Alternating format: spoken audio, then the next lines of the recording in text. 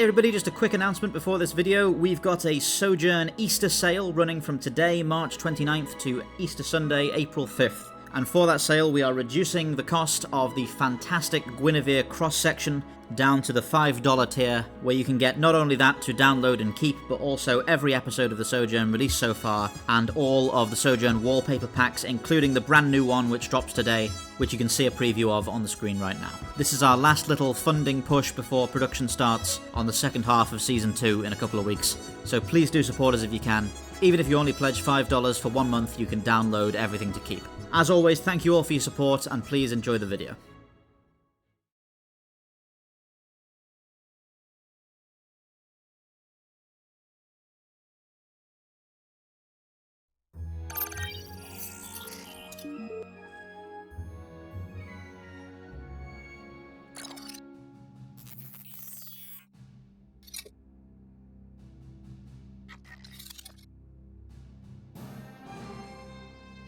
While few could argue the effectiveness of Anatoly Lanka's prosecution of Halpern's war, his fiscally expensive strategy had put the Centran government deep into debt and turned the promising Vidara system into a veritable nightmare for navigation and trade. Mandated by the Centran Parliament to employ less expensive methods of ensuring victory, the CDF Admiralty pursued novel technologies and shipbuilding techniques in the decades following the end of the war. Through austerity policies and an economic boom facilitated by the Mauritian re-emergence in 210 PCU, the Centrum Assembly quickly gained a budget surplus within only a few decades. Much of this was redirected into spending for the Centran Defence Force. After a brief, uneventful period of fielding a small number of inexpensive, quickly assembled ships, in addition to veterans of Halpern's war, the CDF enthusiastically directed its excess funding into the construction of new, meticulously crafted, well-furnished vessels. At 251 metres in length and 76.4 metres across, the Troubadour Class Third-Rate Ship of the line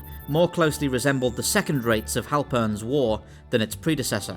It carried 8 18-inch twin-barrelled broadhead-lock coilgun turrets, 4 single-barrelled 10-inch bodkin-lock coilgun turrets, as well as 6 fixed twin-barrel bodkin-lock broadside and chase emplacements. It was propelled by 3 Propulsive Dynamics G12L DFTR prograde engines and 2 G12M DFTR retrograde engines. With Lanka's retirement, the CDF abandoned his doctrine of accuracy by volume. New high-velocity coil-laid long guns, combined with state-of-the-art targeting systems, afforded greatly improved individual accuracy, increased kinetic impact, and fewer wasted munitions. Like its contemporaries, ships of the Troubadour class were exquisitely crafted, to exceptionally high tolerances, owing to the elevated funding directed towards the CDF. As a large, skilled workforce was required for the construction of these ships, no more than a few could be built simultaneously, and it often took several years to launch a new ship. This methodology led to very little standardization between ships of the same class,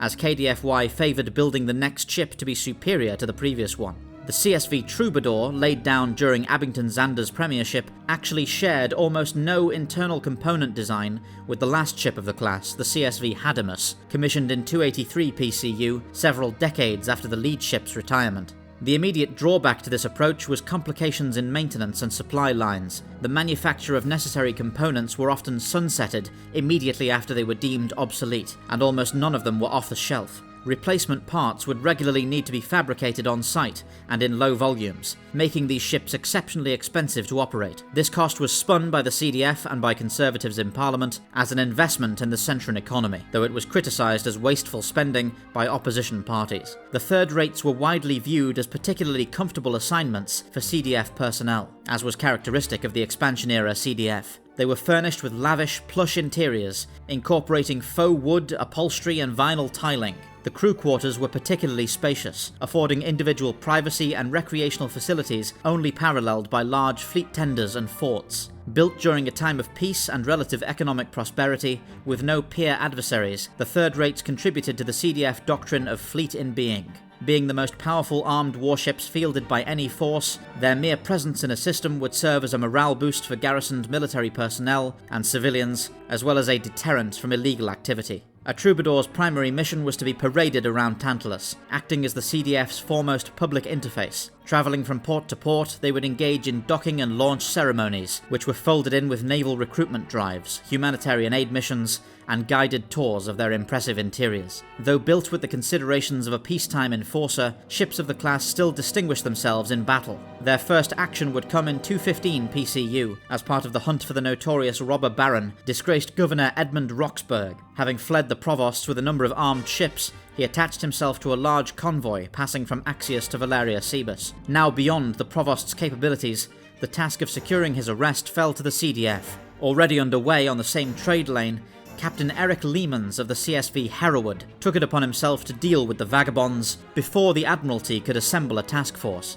The action would carry much controversy and is notable for Prime Minister Abington Zander's premature declaration that Leemans would be the first new wayfarer of the Grey Vigil to earn his place during the PM's so-called Second Silver Age, a decision normally never made before the subject's death, nor discussed so publicly. By the time Eric Leemans actually died several decades later, this incident had been quietly forgotten as inconsequential politicking, supplanted in the public zeitgeist by the exploits of figures like Cormac Riordan and Blair Bellamy. Leemans was never memorialised in the Vigil. The very last ships of the class would see battle again during the Frontier War, as part of the disastrous Dalstaff campaign. 4 ships of the Troubadour class would be lost to capture by Union forces, stripped of their useful parts. Their hulks sat idle for much of the war. As the Frontier Union grew desperate to maintain their fleet strength late in the war, these ships would be reactivated as Naikaran Rhea Razé frigates, alongside the Mikaran Rhea class, Razade from Tripathia class hulks.